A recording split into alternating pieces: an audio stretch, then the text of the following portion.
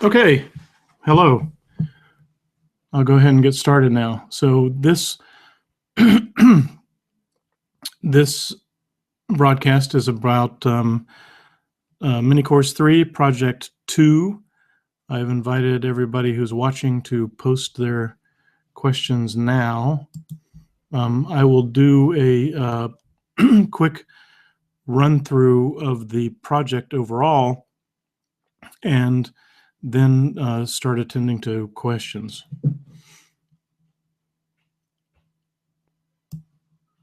And I see a lot of questions there already. That's great.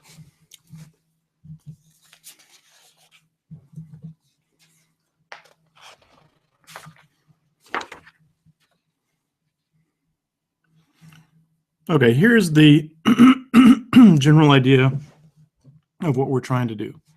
So let's say this is today.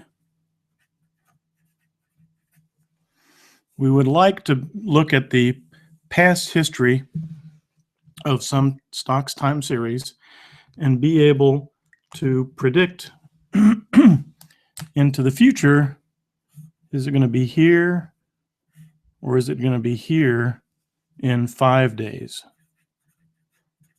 So I've arbitrarily chosen 5 days for this project because that works out to be 1 week. It's also fairly common in the industry to use a 1 week trading period. So how do we do this? Well, let's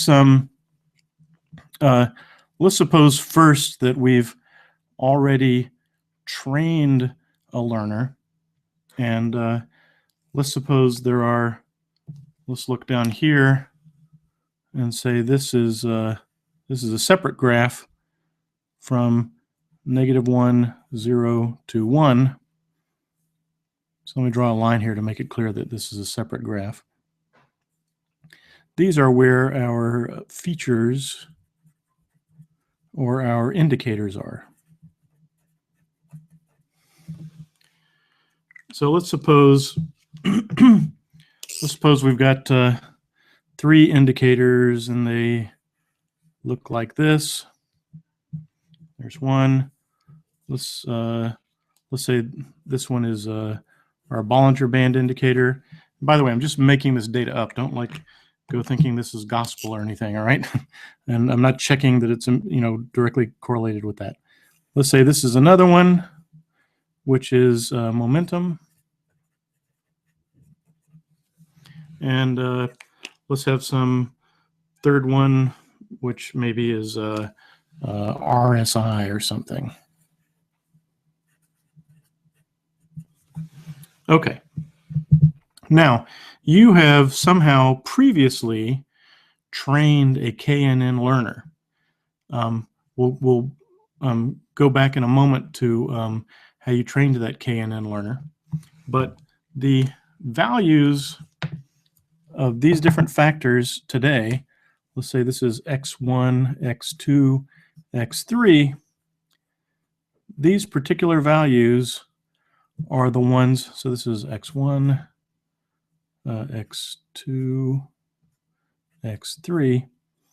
The values as of today are the ones that we want to use in your KNN learner to predict the future price. So we're gonna do a query. So a learner dot query of x, where x is x1, x2, x3.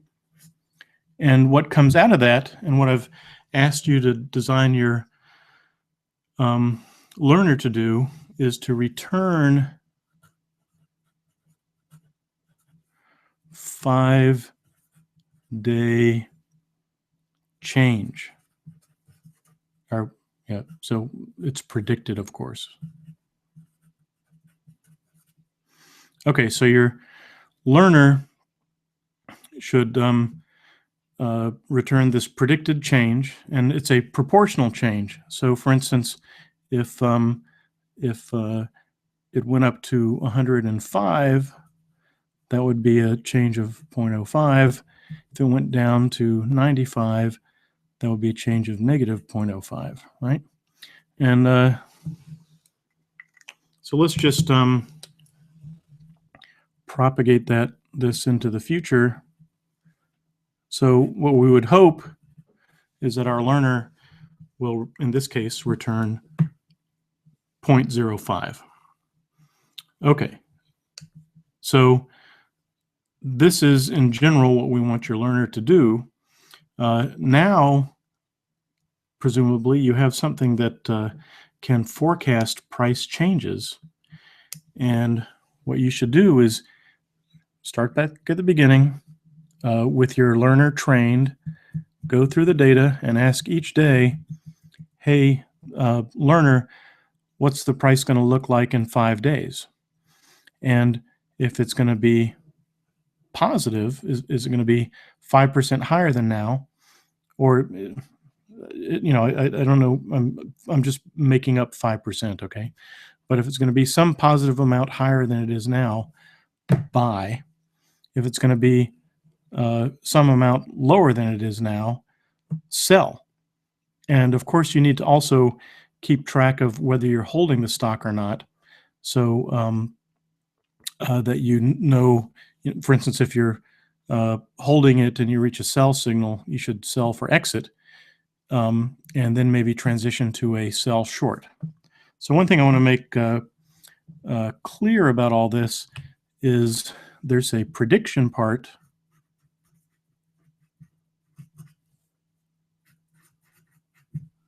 which is to train the learner to do this.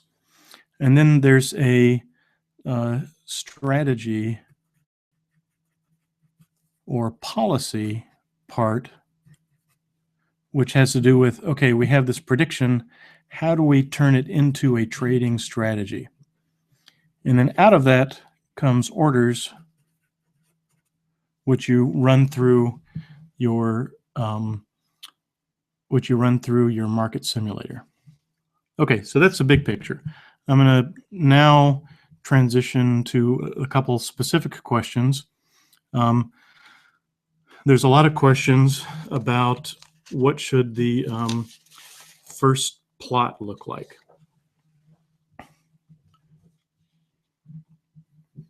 Okay.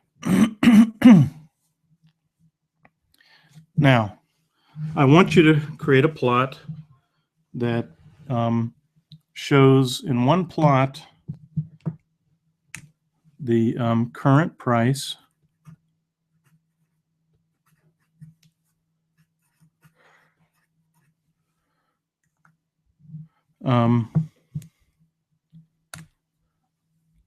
Y train,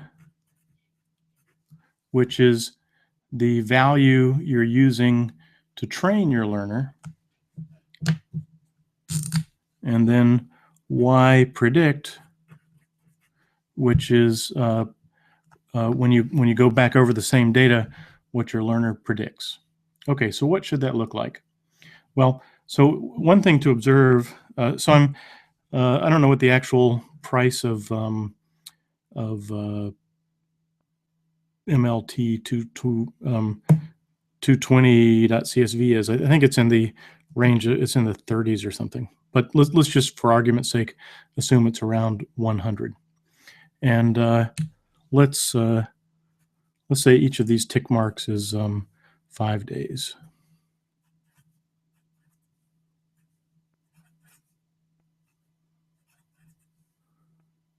Make this a little bit nicer. Okay, 30. All right.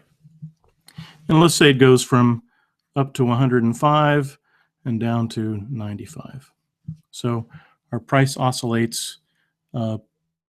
Its mean is 100, and it oscillates from a minimum of 95 to a maximum of 105. Okay, Y train should be the proportion change in price, okay?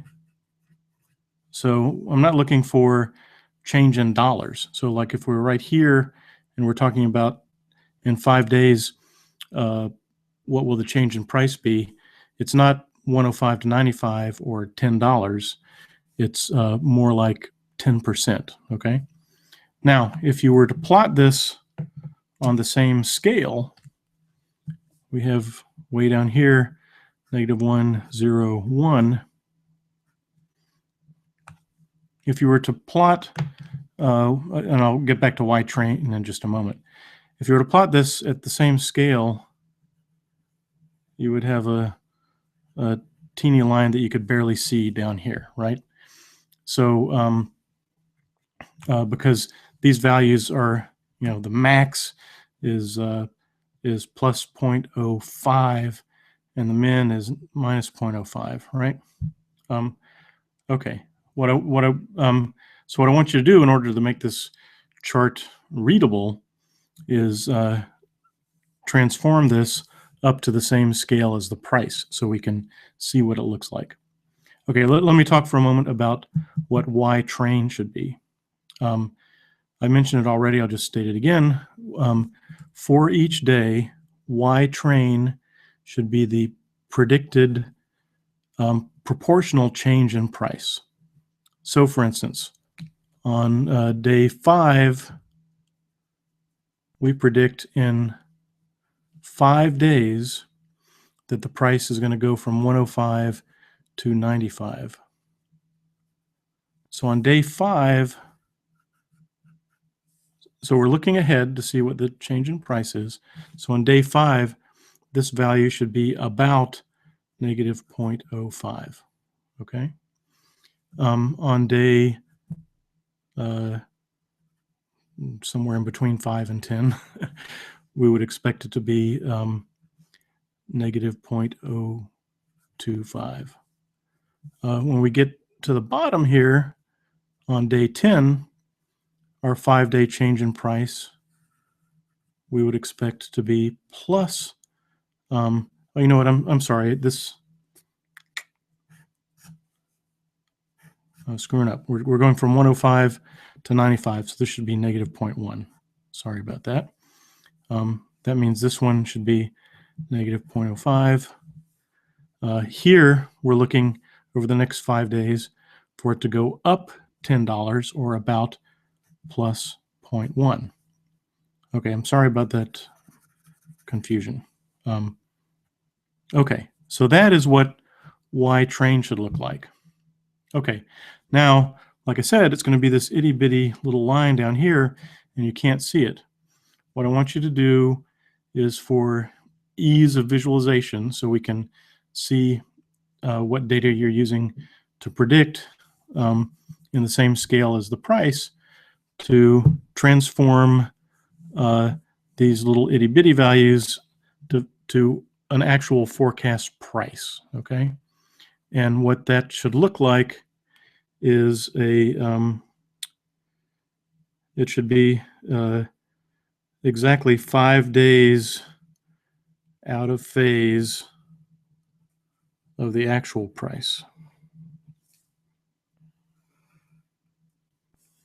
Or put another way, it's as if you slid that price back 5 days. Okay, so that's what I would expect to see for Y train. Okay, so let's suppose you've trained your learner on this data. Let's say this is beginning of 2008 to end of 2009. For this plot, I want you to, after you've already trained it, and okay, yes, there's going to be many, many, many more squiggles than just these few. This is not to scale, okay?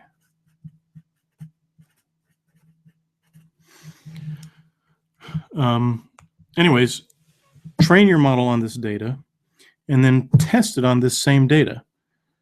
Oh, so I was out in the wilderness and scraped my hand. That's why I've got these scabs. Sorry about that. Anyways, test your data on the same time period, and your learner should do pretty good. So if you're at this day, your prediction should be right about there. So we should see something.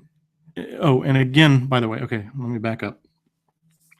Your Y prediction, just the raw values coming out of your learner, are again going to be tiny little values down here near 0. I want you to transform them back up here, and in the same way, we should see something about like that. So Y-train and Y-predict should appear nearly exactly on top of each other. Okay, I'm going to now look at questions. I'm going to look specifically for questions that relate to this part, and then I'll move on.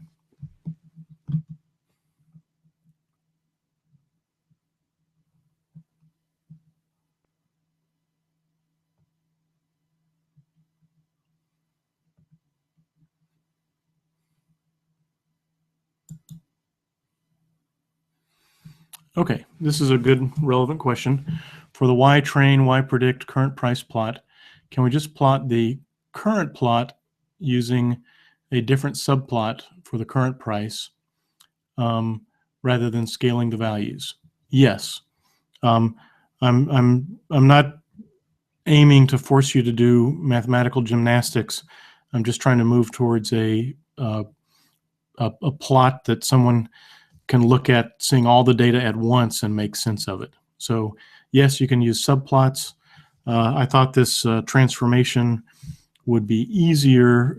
It seems like some folks are having trouble with matplotlib, and subplots is even more complex. So that's why I was going with that transformation.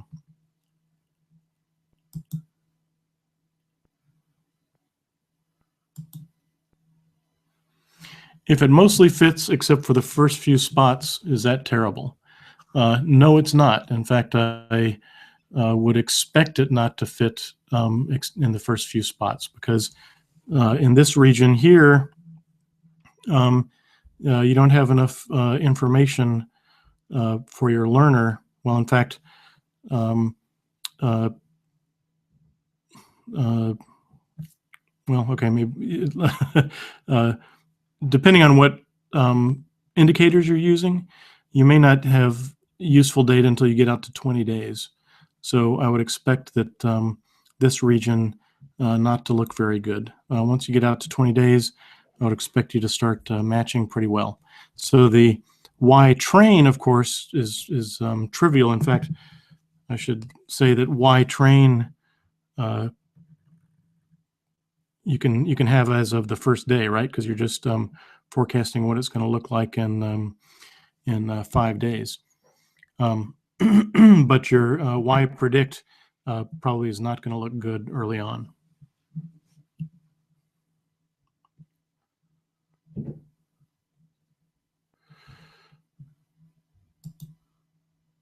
Somebody was actually curious about the hand. Yeah, so my family and I went to the Georgia mountains last week and went fishing, and I had some encounters with rocks, but that's a story for a different day. Okay, somebody says we lost audio and video feed. I'm guessing that might be a problem on your end. At least I hope it is. If we see some other people mentioning that, then I'll get more worried.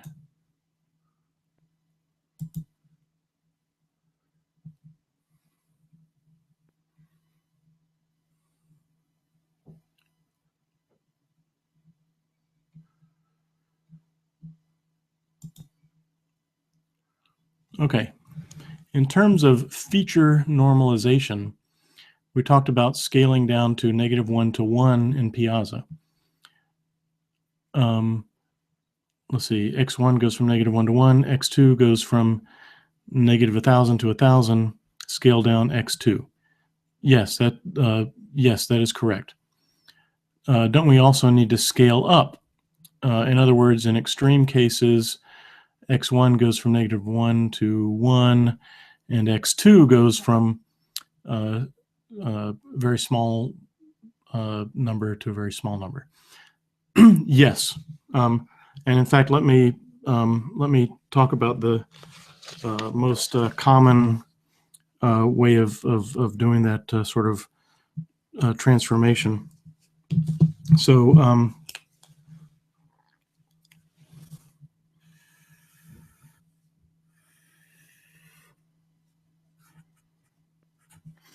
let's say this is our training data, so 2008 to the, so this is the beginning of 2008,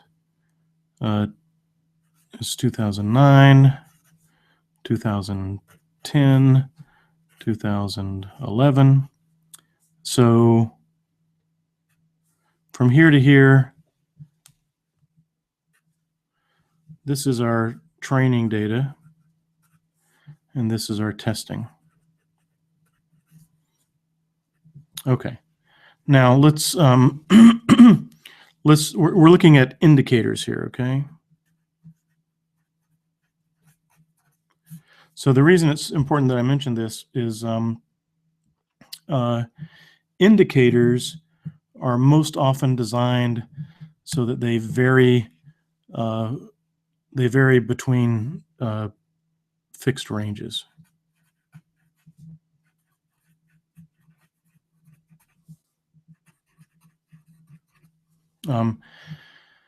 So for instance, Bollinger Band, usually that value is going to range between -1 and 1.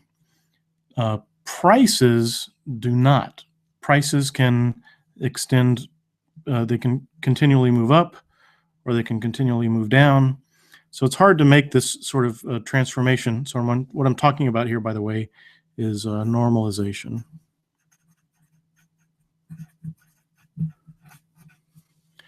It's usually not very sensible to think about normalizing price, except in the context of what we were doing earlier in the class, where we were normalizing all values to, that first value. Normally what normalization means is you're trying to collapse things to a common range. But okay, let me get now to addressing these questions. Let's just for context here, let's say this is -1, 0, and 1. Now let's suppose one of our indicators also, let's say this is maybe a log scale. For whatever reason, we've got some indicator that is oscillating within a very small range around -100. And some other indicator is I need to change the scale here so it's more interesting. Okay, sorry to do this to you. Okay, so let's make this 100, 100. So we're going to have actually 1 and -1 here. Okay, sorry to make that change on you. Okay, let's suppose one indicator is varying from -100 to 100. And some other indicator is centered around 1 and making very small changes. Okay. Let's suppose, suppose now we're just using 2 indicators, and we're considering these 2 indicators in a 2-dimensional space. So let me draw my 2-dimensional space here. And let's say this is x1, and this is x2. Now suppose we plotted this data for each day on this chart. I'll use black. Okay. We're going to see values of x1 go from -100 to 100, and values of x2 are just going to go from like -0.5 to 0.5. So our data is going to look like this. Now let's suppose we make a query right here the point is that a change in x1, or the distance between a query point and a returned point depends much more on x1 than x2. What we would prefer is to do some sort of transformation so that our data, again, this will be x1, this will be x2. We would prefer for our data to look more like this, so that a change in x1 is a certain movement in x1 affects things as equivalently as a certain move in x2. Okay, how do we do that? The typical way of doing this is for each of your factors, you find the mean and the standard deviation. We'll find it also for our green line here. And so you look across all this data. For each factor, you find the mean and the standard deviation. And then you transform them as follows. So let's suppose, let's see, green is x1. So we say that x1 norm, to indicate that it's normalized, of I, so the ith element, we change it to be x1 of I, so the original value, minus x1 dot mean, and then we divide it by x1 sigma. What that will do is it will squish the extent of this value, so that on average it's going to range between -1 and 1. Its mean will now be 0.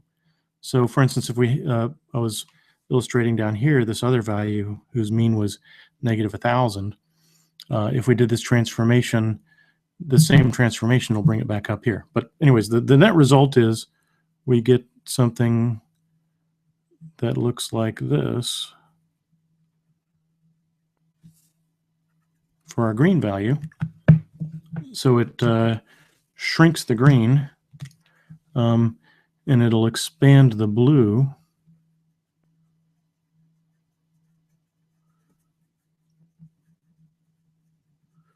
I apologize for the quality of my drawing here. And this same transformation will bring the red all the way back up here to 0 and stretch it out so that it covers that same range. Okay, so I hope everybody's following that. Now, you've made this transformation on your data for your training period here. Now, when you get to your testing period, let's say we're in the testing period and we have a particular x1 value here. You want to remember from your training period your mean and your standard deviation, and you want to apply the same transformation. So these are from your training. You want to remember these numbers and apply the same transformation to your data here before you make your query over here. Okay? All right. Let me continue sort of with the overview of the project. So I covered the first diagram. Let's talk about. I'll just sort of focus on talking about the diagrams.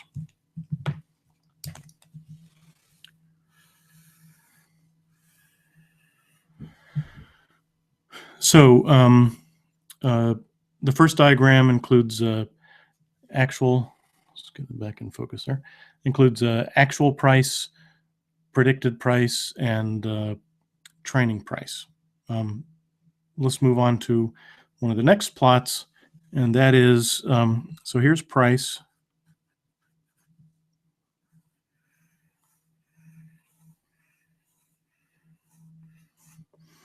And this is our in-sample period, which goes from beginning of 2008 to end of 2009. And this is not to scale, just so I can illustrate the points here. To make a chart like this, one thing you might do is zoom in to just a few weeks or months so that we can see a plot like this. Now, what I would like to see is buy and sell signals like this. So when we're at the very bottom here, that's a great example of a buy. And when we reach the top here, that's where I would expect to sell. So similarly, green and red lines indicating entries and exits. Oh, I should mention, yeah, so we have our exits like this. And for this sell, we would have a corresponding exit like this.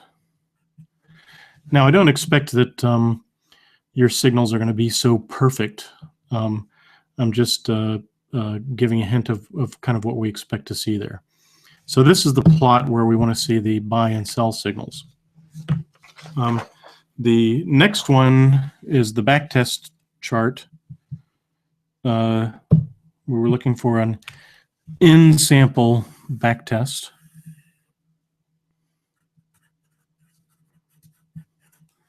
So let's say we go 2008, 2009. So what should the backtest look like? Well, you should really be able to nail it. If you start with 10,000, I would expect to see, a chart that looks like this, just up and to the left, up and to the right, I mean. Okay. Now, there's no reason for conservation of plotting landscape that you can't plot your out of sample in the same place. Now, I'm not saying you have to. You can use totally a different plot, but it's perfectly fine to plot it in the same place. Now, what should that look like? So again, out of sample, you start down back at 10,000. Now, for the sine wave data, the behavior of the line of the price is identical in the out of sample period as it was in the in sample period. So your learner should work perfectly again on that data. So I would expect to see in the out of sample backtest something that looks just like that. That's for the sine data. For IBM,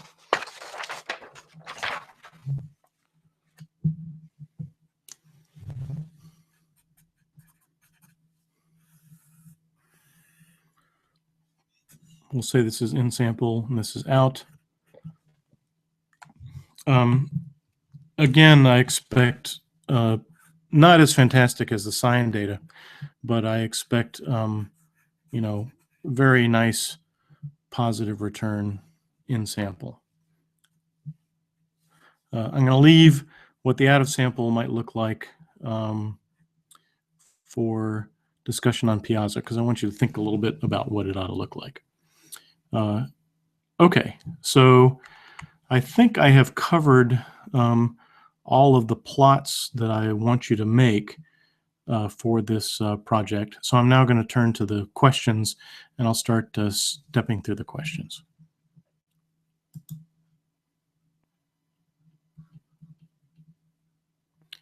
Okay, somebody says they can see and they can hear. I appreciate that. Another person says they've got good audio. Thanks very much for that.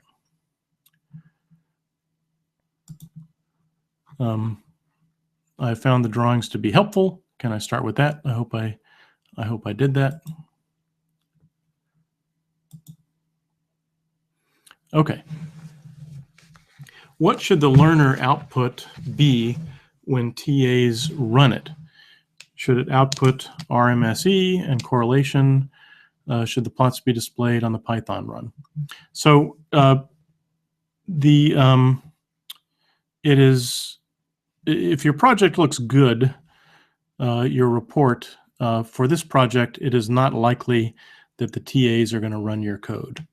However, we've encountered some situations with recent projects where the results reported in the report were clearly not generated by the code. So we're having to follow up with people about those discrepancies.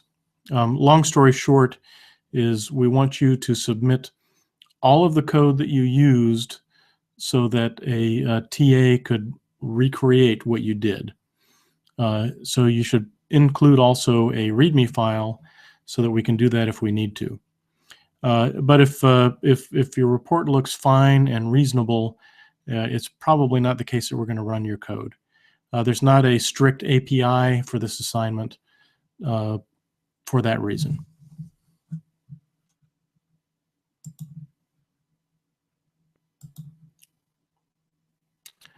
For the in-sample and out-of-sample backtest charts, can we normalize the portfolio value to 1 and plot it versus SPX? Yeah, that's a great idea. That's perfectly fine. In general, we're sort of relaxing some of the more strict definitions of the projects that we had from before, and we're wanting, we're looking for you to be, kind of creative and expressive and show us how great you are. But anyways, yeah, we're looking for you to just show us that it works. Now, one thing to mention here is I haven't specified what your benchmark ought to be, but if you're trading only IBM, it seems like a benchmark of IBM makes a lot of sense because you want to show how much better you can do than if you just bought and hold IBM, as opposed to using SPX as benchmark. So anyways, main point there is I recommend using IBM as a benchmark here, but it's not required.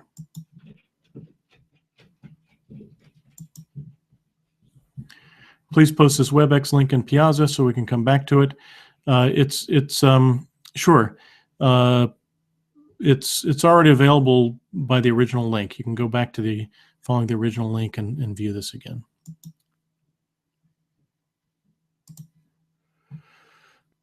In Piazza, there is a discussion about RMSE and correlation. I could not follow that.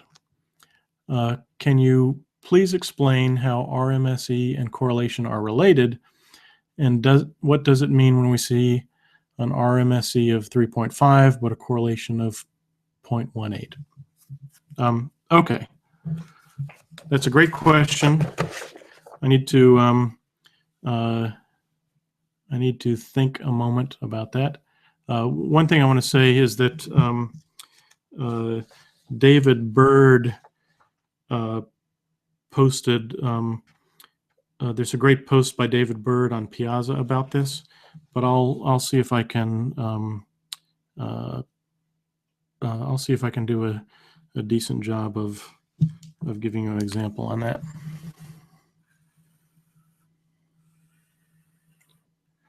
Okay, let's say we're way up here at 1,000, and this is our original data that we were trying to predict. So this is varying from about 900 to 1100.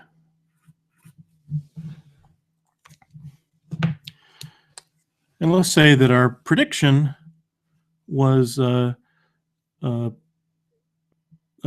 pretty good, but not perfect.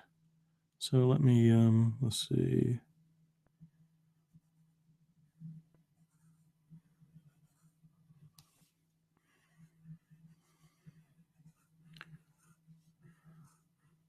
So this is our prediction.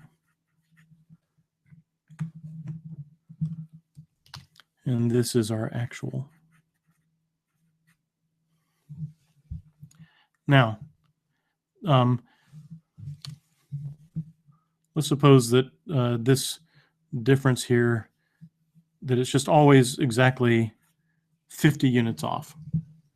So our prediction is right in phase and right correct about amplitude with actual, but it's always 50 units off.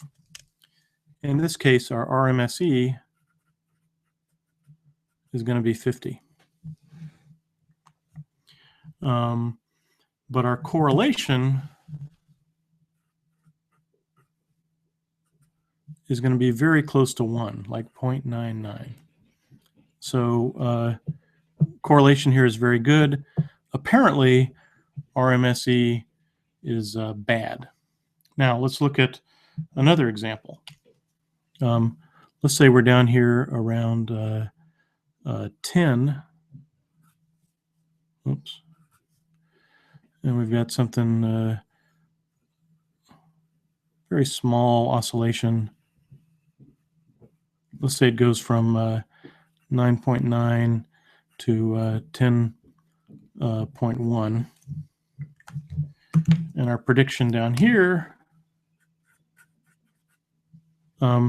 is just totally random. I don't know how to draw random, but it's just totally random. It doesn't. It's not at all related to our actual.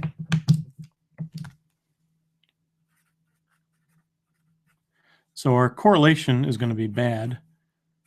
Let's say it's like 0.01. But our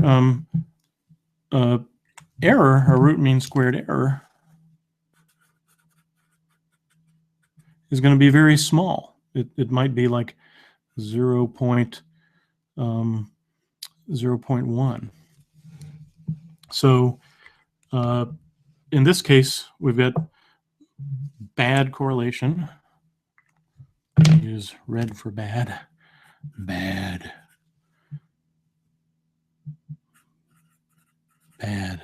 Put a question mark there.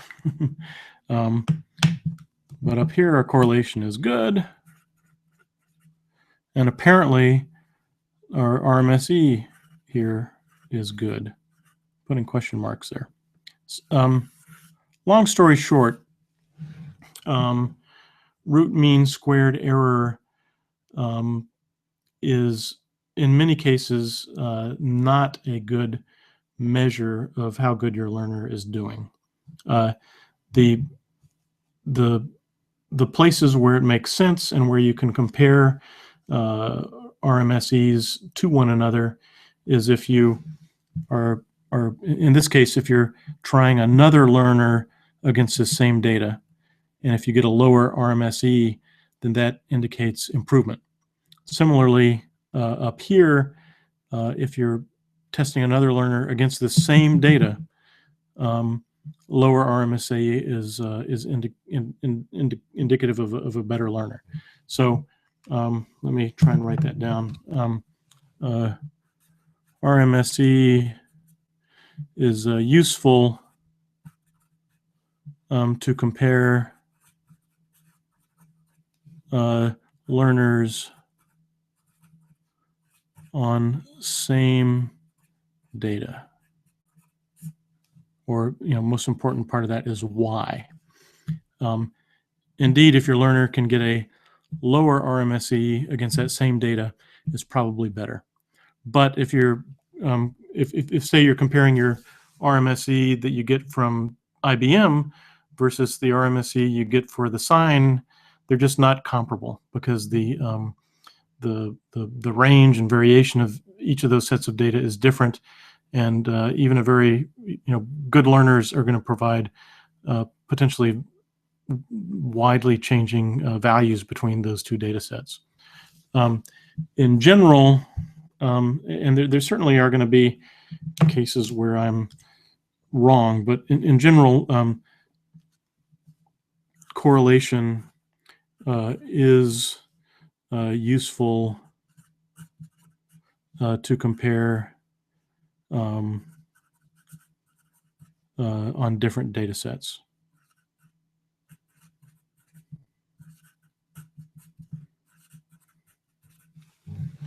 Okay, I'm going to go to the next question. I hope that answered your question.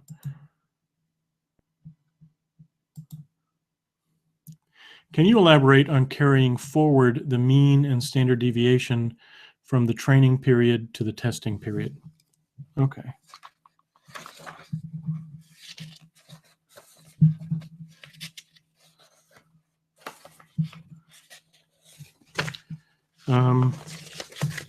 All right, it's kind of a busy chart, isn't it? Well, okay, in the interest of time, I'm not going to redraw it, but in your training period, discover for each of your factors the mean and the standard deviation, and then normalize them according to those values. And here's the equation for that.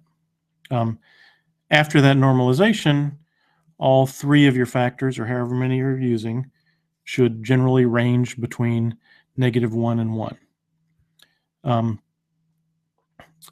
Okay, so you've got them all now kind of in a ball if it's 3D. The question is, now that you build your model using the result of these normalized values, you transition now to your testing period. Well, in order to look up in your KNN, in the model that you've built using this data, before you can look up a particular value of your factors in the testing period back in your model, you need to transform that testing data as well. And you should use the mean and standard deviations that you calculated in your training data to apply this same transformation to your testing data. I hope that clarifies it. Ask again a variation of that question if that didn't explain it.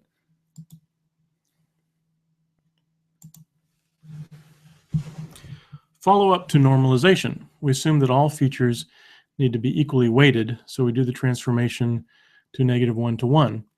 But what if we feel the Bollinger Band value is a more important feature than, say, momentum? Great question.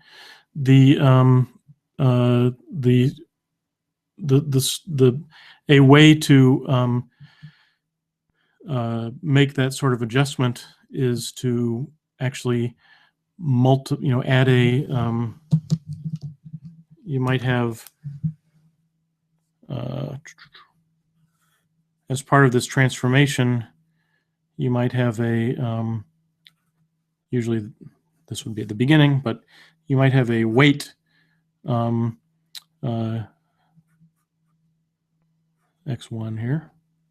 You might have a weight that you apply to all these transformations. So if this weight is larger, that will tend to stretch, or if it's smaller, will tend to compress the data in those ranges. You would want to be sure that the sum of your weights is equal to 1. I'm not sure actually that that's strictly necessary, but it's probably convenient. But anyways, I wouldn't say don't normalize them, but I would say, okay, normalize them all from -1 to 1, but then maybe consider these weights if you think one factor is much more important than another. Now, if you're not following what we're talking about, don't worry. That's not a necessary component of this project, but it's certainly an insightful question.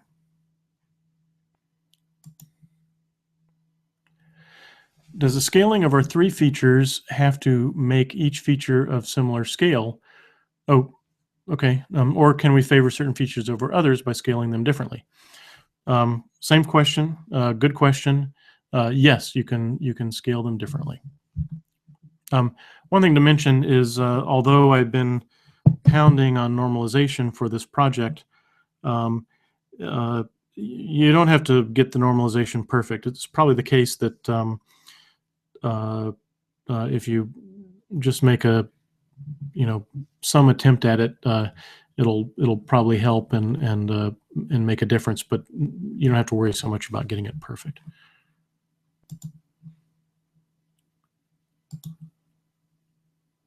For a KNN learner and its derivatives, would having more non-correlated but relevant features be beneficial?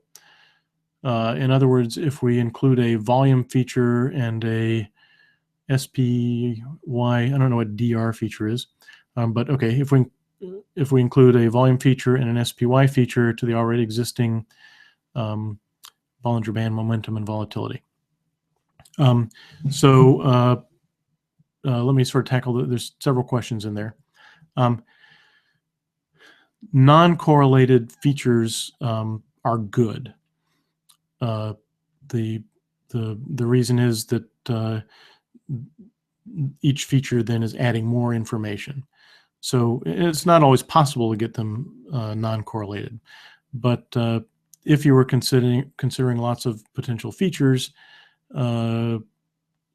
testing them for independence is helpful. So anyways, the answer to your question is yes. And I do especially recommend including features on SPY because your learner can detect situations where SPY is different than, say, IBM. Good question. Do we need to use Python for plots? Can we use Excel charts? Yes. I will be sad, but yes. And no points off.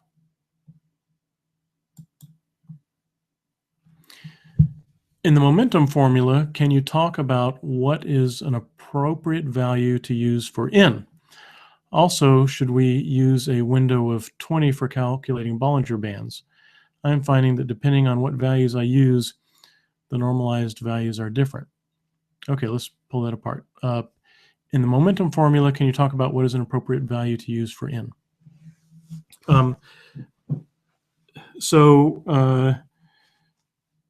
Typical values in real stock data that we use are on sort of week boundaries. By that I mean like weekly, as in 7 days of the week.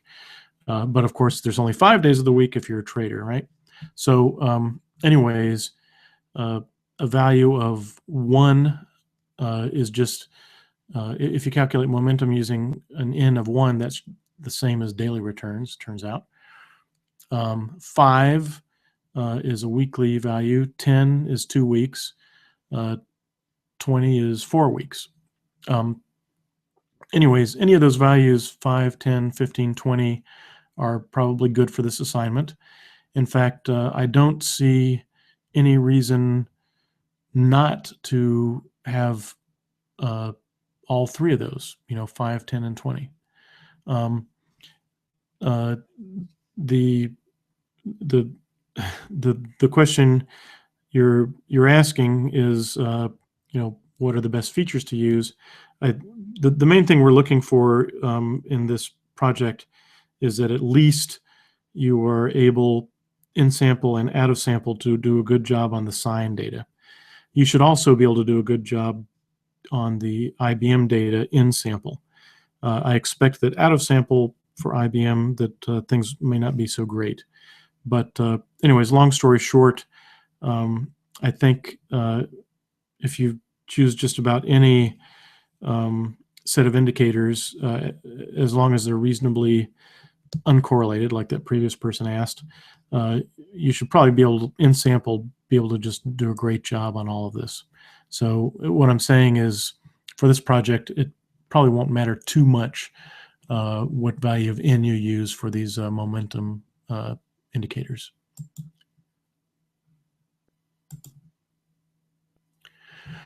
Once we standardize all features, do we also need to rescale them again between -1 to 1? And can we plot current price rescaled -1 to 1 along with other features? So you're asking about the first plot. Yeah. So however you can best demonstrate actual price, predicted, and training price in one chart altogether, I'm okay with. You just need to carefully explain in your captions or in your report how you did it. It doesn't have to be one particular way or another.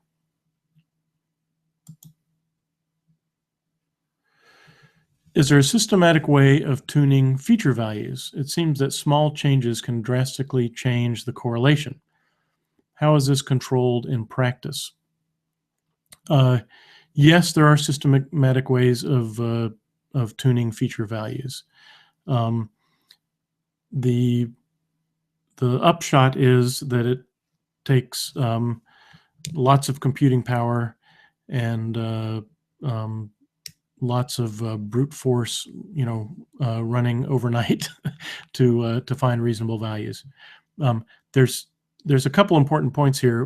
One is, what should the features be in the first place? So at my company, Lucena, we spend a lot of time just seeing which features we ought to use, and frequently we distinguish different features just by which parameters they use. So we might have Bollinger 5-day, Bollinger 10-day, Bollinger 20-day, and in essence, when we're trying to discover which ones of those features to use, we're in a sense kind of tuning the parameter values. But this problem is called the feature selection problem, and there's lots of research on it in machine learning. There is some promise that deep learning approaches end up sort of sidestepping that problem, and they automatically kind of tune themselves. I'm expecting maybe in a year or so to talk, to have in this course a deep learning section. But you can train deep learners to regress or classify just like you can do with KNN and so on. Okay, I hope that answered your question.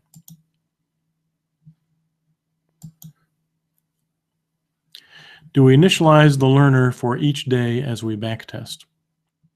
So for the default, for the baseline version of this project, I want you to build your model using the training data. And when I say build your model, what I mean is remember the means and standard deviations, and then you have your cloud of points in your KNN learner. You freeze that.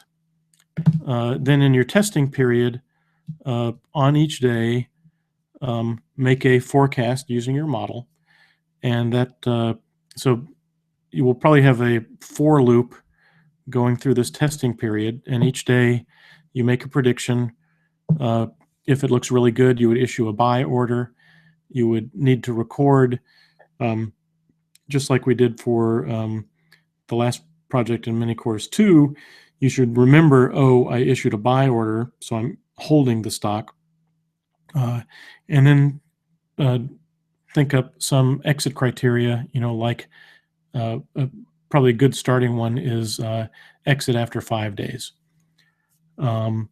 So, a good policy for the sine wave and for the IBM is just always exit after 5 days, then query your learner again, and if it's predicting a positive return, enter a buy order. If it's predicting a negative return, enter a sell order, and then again exit after 5 days. I hope that answered your question.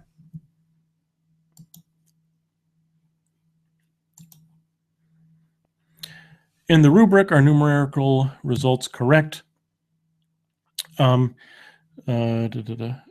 is grading? Let's see. Numerical results are going to vary for us. How is grading possible? What we're looking for on that part of the rubric is what is the relationship between your in-sample and out-of-sample performance for the sine wave problem and for the IBM problem. There's a certain set of relationships we expect there, like in one case they should be about the same, in another case one should be better than the other. So we're just looking for something that meets those expectations. And if your results are different than what we expect, we would look for some discussion of that in your report. So it's more like a sort of high-level sanity check, and if we see something wrong there, then we'll dive into the report itself.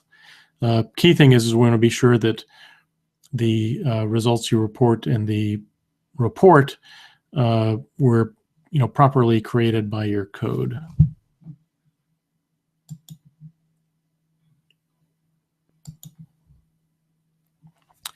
Follow up on RMSE versus correlation. If RMSE is bad, correlation can be good or bad. But I don't see how, if RMSE is good, correlation can be bad. I thought I had an example of that.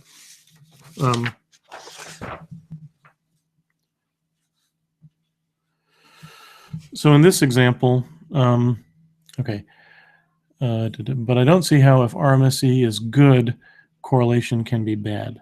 Well, this example is exactly that. The data that we're trying to match here is around 10, and our predicted value is just unrelated to it, but also in about the same range. So the RMSE is very small, but the correlation is bad. If RMSE, and the end of your question is, if RMSE equals 0, it should always mean correlation is equal to 1. I concur that if RMSE is, really exactly 0, I would expect correlation to be 1. But you can have RMSE arbitrarily close to 0 and arbitrarily bad correlation.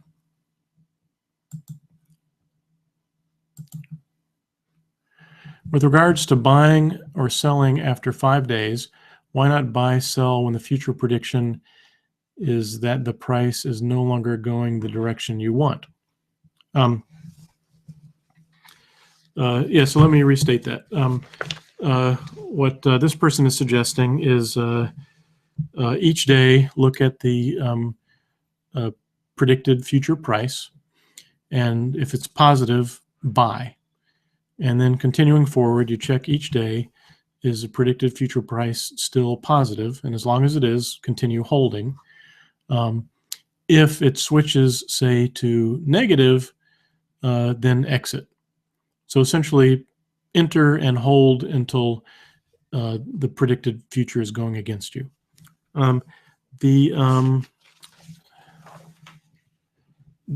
So first of all, I think that works. That will work better for real stock data than sine wave data. So let me just show you an example of why that might be problematic for sine wave data.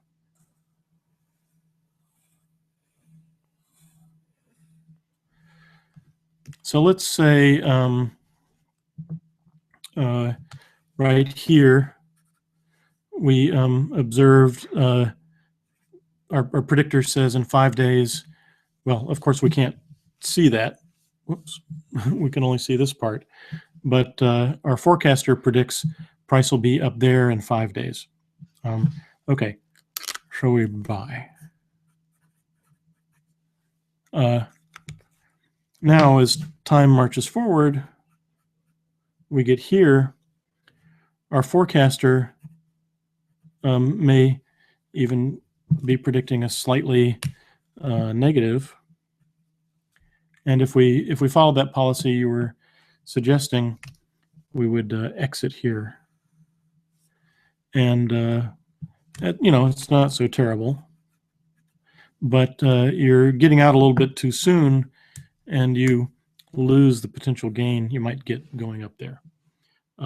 So this is why in practice, if we optimize our learner for a certain number of days into the future, we frequently we'll do kind of a fixed policy where we'll continue to hold until the end of that period expires, because the price may go through some future gyrations and still end up at that target that we're aiming for. Good question. Can you discuss ways to develop potential trading strategies once X's and Y are set?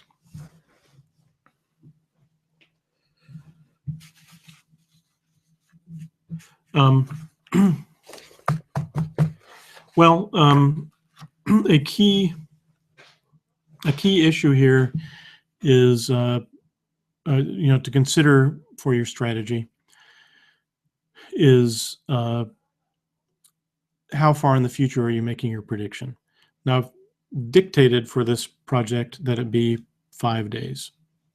So if you know that your learner was tuned for a 5-day prediction, it probably makes sense that you buy and hold for 5 days.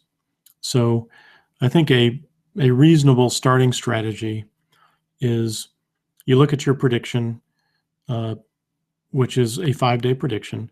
If it's positive, you buy and hold for 5 days, no matter what.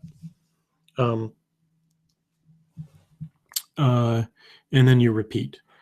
Now, a variation on that, which would be perfectly reasonable, is to have a stop order. In other words, let's say you buy. Let me write this down. Stop order. Now let me get a new plot here.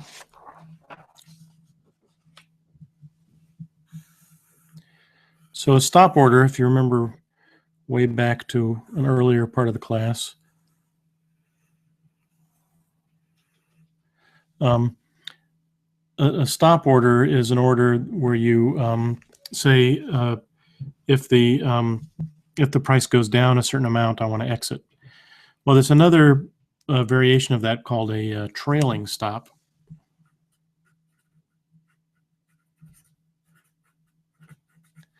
Let me not worry. Let's not worry too much about that detail, but let me describe how you can implement it here. So let's say here,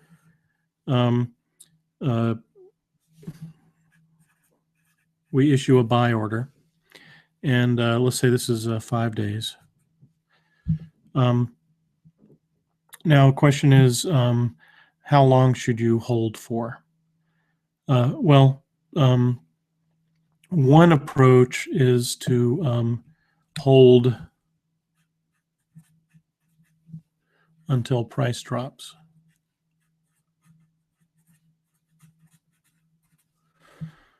So you're going to buy here. Let me change this. Let's say this is 15 days into the future, and this is 5 here. So if we were following that original strategy I was talking about, we would exit here. But an alternative is not to exit, but just as long as the price is going up, continue to hold. and on the first day, from one day to the next, you see a negative value, then you exit. So you ride this all the way up until it goes down slightly and exit. And then presumably at this point, your forecaster would predict that it's going to go down there. Whoops, wrong color. So we would have a short here. And again, you just hold that short position until you see it go up and then exit. So anyways, this is essentially implementing a kind of trailing stop. And I think that would be a very reasonable approach for this project for both the sine wave data and the IBM data.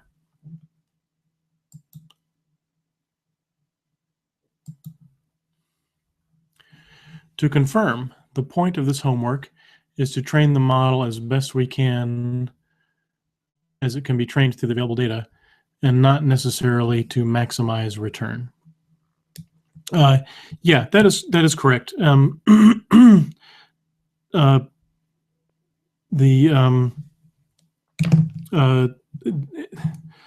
are other things that aren't explicitly stated in the project that I want you to learn as a consequence of experimenting here. I usually wait until after the project to say what I intended those lessons to be, but I'll go ahead and mention it now. One lesson I want you to come away with is that with real data, it's almost always the case that out-of-sample performance is much worse than in-sample performance. Now, that doesn't mean you can't make money, but it means if your in-sample Sharpe ratio is 4, your out-of-sample Sharpe ratio, you'll be lucky if it's 2. So that's a kind of lesson that I want you to learn from this. But anyways, I do want you to do your best to maximize return in sample for both sets of data.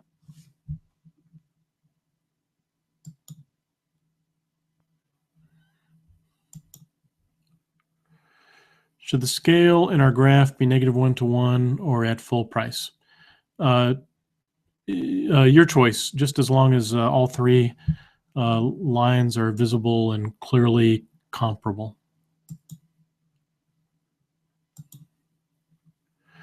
I was able to get a very high return for both the in-sample and out-of-sample sine. It wasn't nearly as good for the in-sample and out-of-sample IBM. I think I answered that, but fair question. Can we use predictions and some other indicators?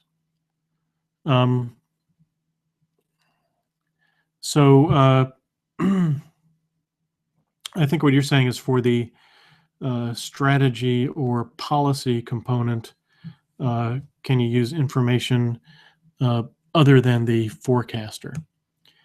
Well, you know, in this example that I was showing you, actually, we were using more or less daily returns as an additional factor. As long as it's a strict rule-based approach, yes, I think that's okay. But I would argue that if that signal is really valuable, maybe it ought to be one of your factors for your learner. But if for whatever reason it doesn't make sense like that, yeah, it's okay for you to have a strategy that considers indicators right at the buy or sell situation. For the bonus section, quote, extend your code to create a rolling model that updates each day rolling forward. Does this mean updating the Y train with each day's indicators? Yeah, so what I mean is you train your model with all this data. And now we're beginning, say, in the beginning of 2010.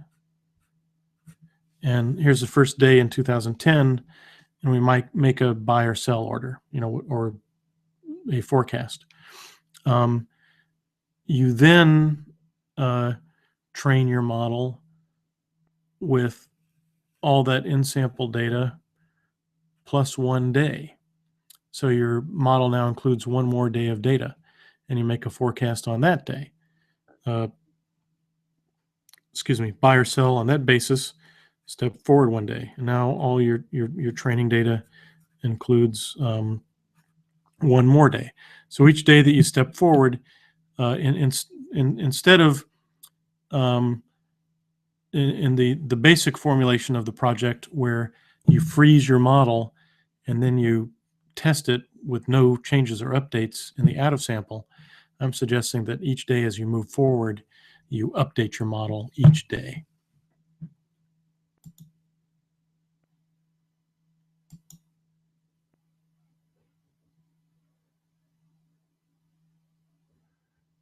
Okay, I think we answered that. Good, thanks.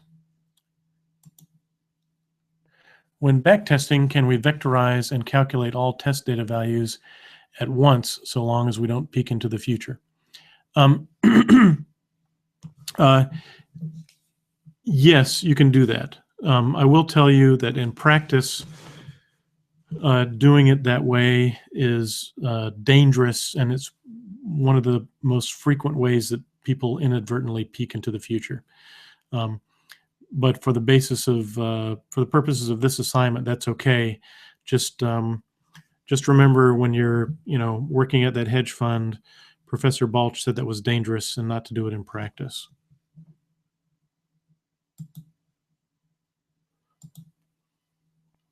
It seems like most people are using KNN Learner. I tried using LinReg Learner and I got this error. Okay, something Intel, something. Any insights there?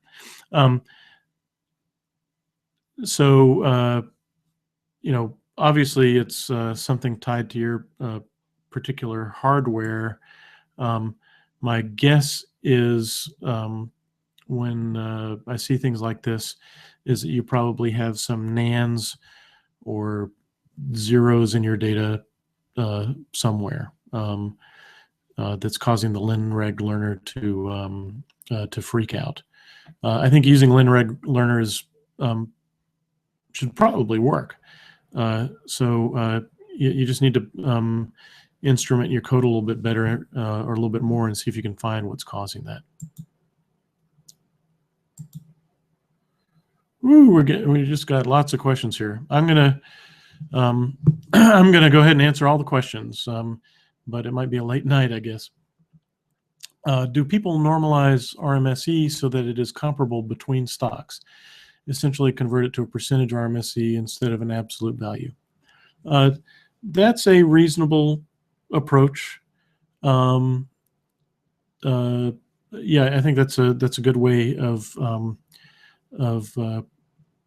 making RMSE comparable across applications. I typically, in my own work, I don't use RMSE much. I usually focus much more on correlation. So you might wonder, okay, why did he introduce us to RMSE in the first place? Well, I think it is an important thing for you to know about, of course.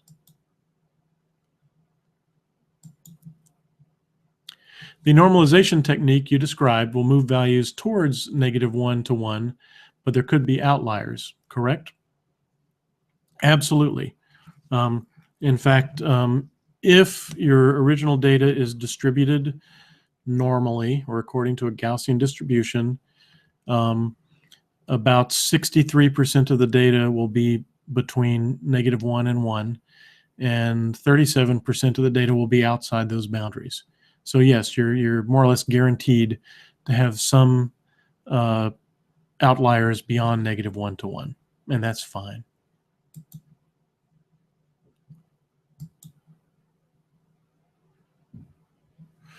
I could not follow why we need to save the means from training and use it with test. What am I missing? Okay, let's go back to that earlier chart.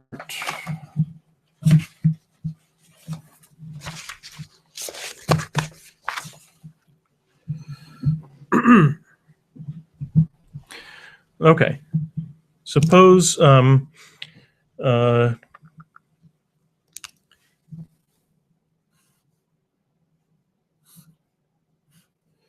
let's say this is where our KNN model is, and we got -1 to 1, -1 to 1, -1 to 1, and I'll use some other color here. Oh no, I got to use black. Anyways, our data is in a nice circle. Our little KNN data is in this nice kind of circular blob in each dimension, ranging from about -1 to 1. And we got it there by normalizing x1, which is green, x2, which is blue, and x3, which is red. Okay, so let's say now we're on the first day of our in sample, or I'm sorry, out of sample. And we measure x1. So let's say x1 is looks like 75. x2 is like 1. And x3 is -1,000. Okay, so on day 1, out of sample, we've got these 3 values. Now we're going to come over here to our KNN model and say, okay, what are the closest 3 values to this query point? Well, our query point is way the hell off the chart, way out here at, oops, I'm sorry, way out here at -1,000, right? So the query is way out of bounds of where we built our model. Okay, how do you fix that?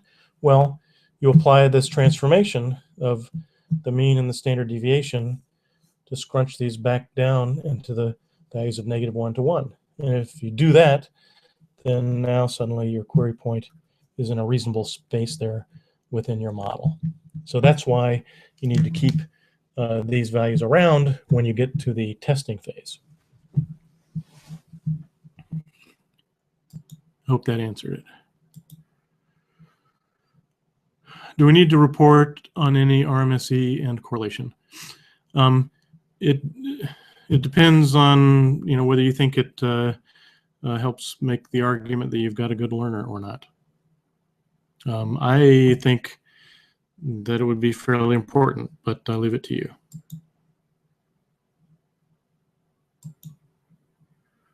Do we need to normalize all the features? Nope, no need to normalize the features. It's up to you. Does the T in first plot start at day 1 or day 20? I have dropped the first 20 days and the last few days with drop NA. It's typical that you lose days at the end and days at the beginning because of these issues where you can't do a 20-day Bollinger Band until you got 20 days in. So yeah, that's perfectly normal, and that's okay.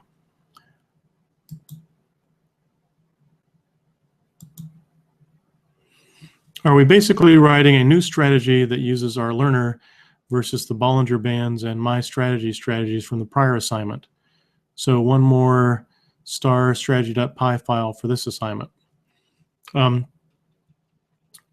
You should write a policy that uses the forecast to decide whether to buy or sell. Yeah, I think an additional strategy.py file makes sense for that.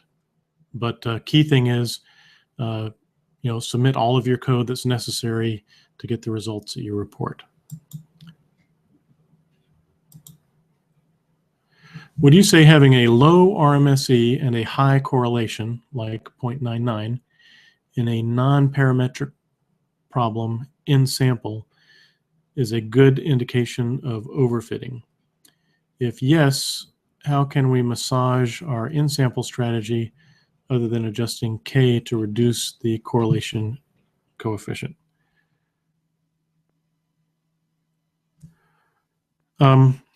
Well, so first of all, I'm not big on, well, it's hard to know if RMSE is telling you something. Like I said, I think correlation coefficient is a place to look there. In terms of overfitting, the only way to detect overfitting for certain is to have training data and testing data. Now you can, let's say we're in our training period here, you can choose, say, to only train up to here and then test in this period, and you can see if you're overfitting. And you need to look at that at those factors we talked about before, where you chart as you vary K or whatever parameter you're varying. Does the in-sample and out-of-sample correlation converge or diverge? And if they're diverging, that usually means that you're overfitting. Anyways, it's just in-sample. It's very difficult to know whether you're overfitting unless you reserve some testing data. I mean, you just can't do it unless you reserve some testing data to check it. Now, in terms of rules of thumb for avoiding overfitting, in general, fewer parameters prevents overfitting. If you're bagging, more bags helps prevent overfitting. Longer training periods helps prevent overfitting. Those are just a few of the mechanisms. One thing to mention here as an aside is I really like decision trees. I used to teach it as part of this class, but it was just one thing too many. But I urge you to, if this stuff is interesting you, take a close look at decision trees, in particular decision forests, which is just bagging decision trees. And decision forests with boosting are very, very good. Just to clarify, isn't plus minus 1 standard deviation in Gaussian 68 versus 63 as mentioned earlier? Also, if we want to reduce outliers, do we just divide by 2 standard deviations? There was some, so that's a good question. There was something mathematically I was doing recently where the answer was 63, and I may have confused 63 with 68. So let's just ask Google.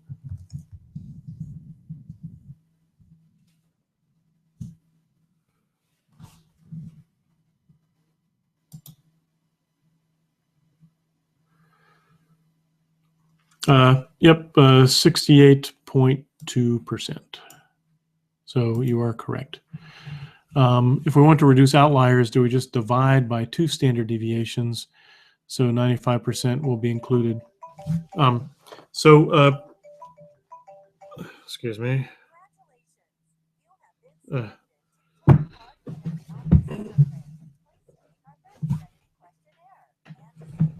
Sorry about that. Hold on. Okay, back to the question. If you want to reduce outliers, etc., the important thing is that you apply the same transformation to all of your factors.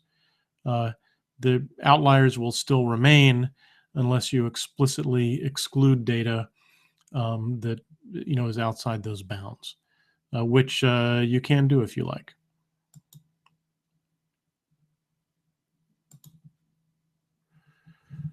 Strategy, correlation between features themselves. Assume we have 10 separate features. What would be a good approach to evaluate which might make a best of 3 set without iterating through all possible combinations? Okay, so that's a good question. So in addition to correlation between the factors, there's this issue of, well, is the factor predictive in the first place? So a uncorrelated, non-predictive factor is not useful. Anyways, a typical way of searching for useful factors is something called the forward-backward algorithm. And I'll just try and describe it really quickly. The way you do that is you build a model with each factor alone, just by itself, one-dimensional model. You assess each of those models and decide which model is the best. So you can do that by correlation or whatever mechanism you like. So now you've got one feature. You keep that feature. Now you try all pairs, all 2 feature models that include that first feature. You assess all 2 feature models and see how well they work, and that tells you which next feature you should add.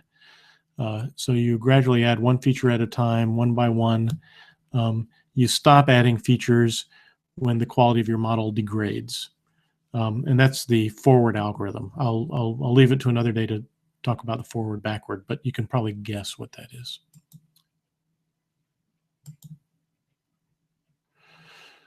Yes. I think 63 was unique samples and bagging and sampling with replacement. Yep. Thank you. You're exactly right. Is it required for us to have positive correlation for IBM out of sample?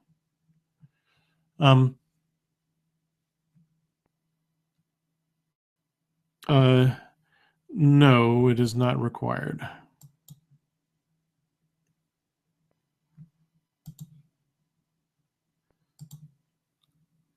I apologize if this is too specific. On my out-of-sample IBM data, the predicted Y value, on my out-of-sample IBM data, the predicted Y value flatlines at after January 2011. Any insights into why this would occur?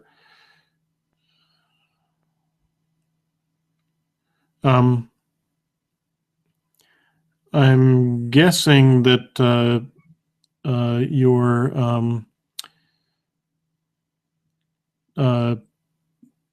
data you're using to test your model may flatline at January 2011 because that's the end of the testing period. So after January 2011. Okay. No, I don't have an obvious answer for you there. Sorry.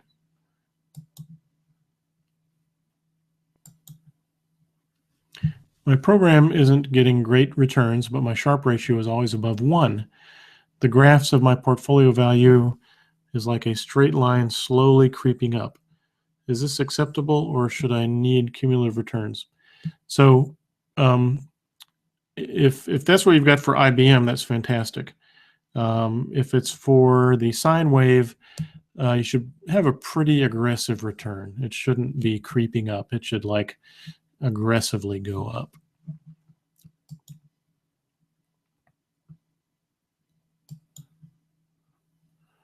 Somebody mentioned leverage. Check your leverage. Yep. If you still have your leverage constraint in there, that might be preventing you from going up aggressively.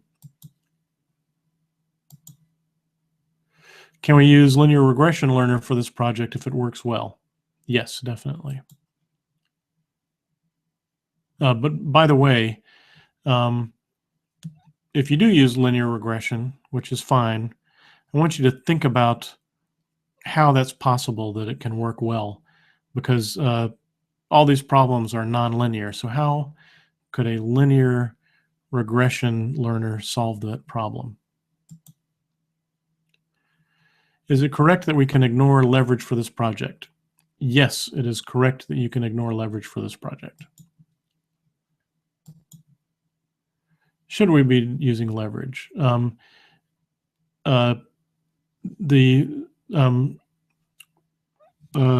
Sorry, there's no restriction on leverage, but you should only buy or sell 100 shares at a time. You should only be holding 100 shares, cash, or short 100 shares.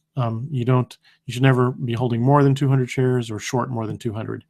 But that may, even with 100 shares, that may put you in a leverage position. That's okay. Is it normal to have NaN values in our predicted Y for a KNN learner? No, it is not normal. It indicates that there's something wrong with your KNN learner. My guess is that the data you fed into it, the Ys that you fed into it, were NaN. And when you go to dig them out, you're getting NaNs out. My recommendation is to test your learner with a very small data set, like 5 values, and make sure it's working correctly. Otherwise, yeah, if you're getting NaNs, there's something wrong.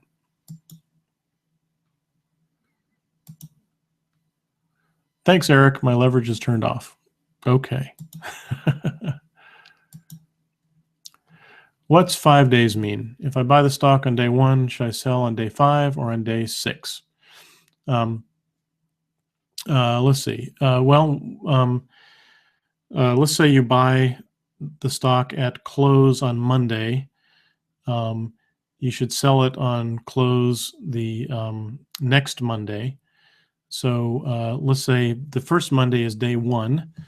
So all right, Monday, Tuesday, Wednesday, Thursday, Friday, Saturday, let's start that over again. Day 1 is our first Monday. Monday, Tuesday, Wednesday, Thursday, Friday, Monday.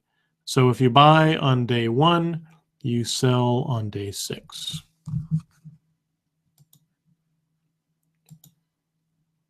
Any hints on why would a linear regression learner would have some predictive power?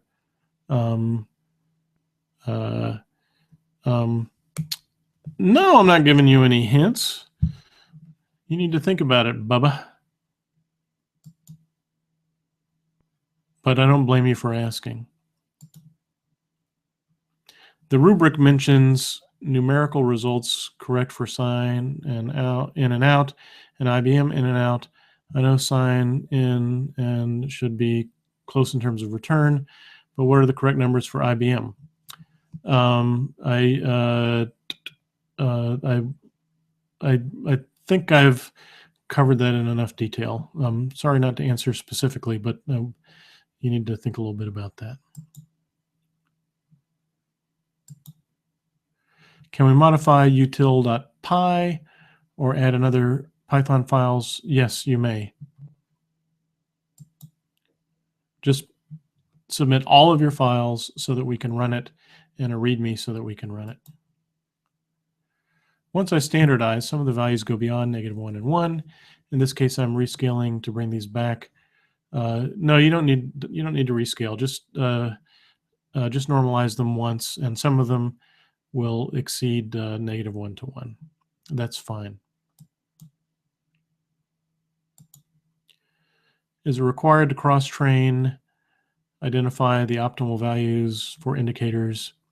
It is not required, although we are going to recognize the people who have the awesomest strategies, and the only way to get a most awesome strategy is to do that.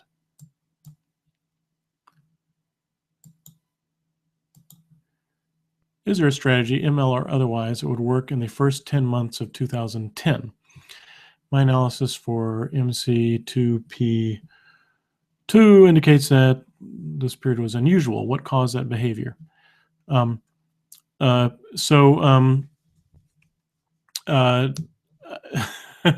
didn't pick this particular data to confound you. I just arbitrarily picked IBM and these 2 periods. One way to answer your question, though, is have you used 2010 as your in-sample data? So if you can tune a model that performs well in 2010, then there must exist some strategy that would have worked well in 2010. You just, I mean, the fact that you found it means it must exist. Doesn't mean you could have discovered it at the time, though.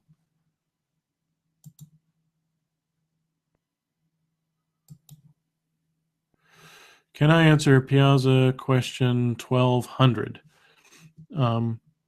Okay, how about if I'll go to Piazza and check it after the lecture. 1200. Okay. Okay, this is our last question, folks. It's been a brutal night. I hope you all got something out of it. Last question. Bollinger Bands and momentum features look highly correlated with correlation coefficient of 0.72. Should we not remove one of the two? Additionally, is not momentum better depicted by the opening and closing prices of the day?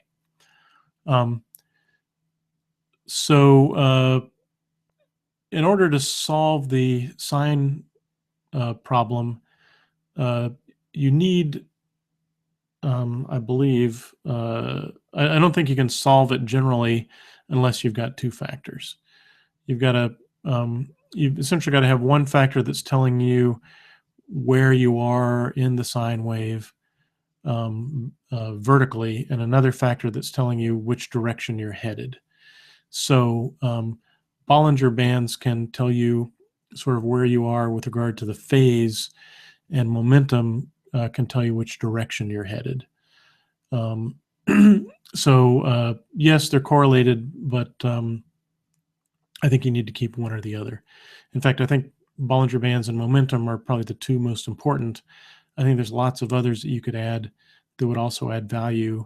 And to be honest, I don't think that volatility is, certainly for the sine wave, volatility is probably not that useful because volatility is just always going to be the same. But volatility probably is useful for IBM. Okay, I'm closing up. Thank you all for your attention, and I'll look to follow up with more questions on Piazza. Hope you all are enjoying this. I know this assignment is tough, but really good questions there that indicate that people are thinking a lot and learning a lot. Okay, thanks a lot, and see you all later.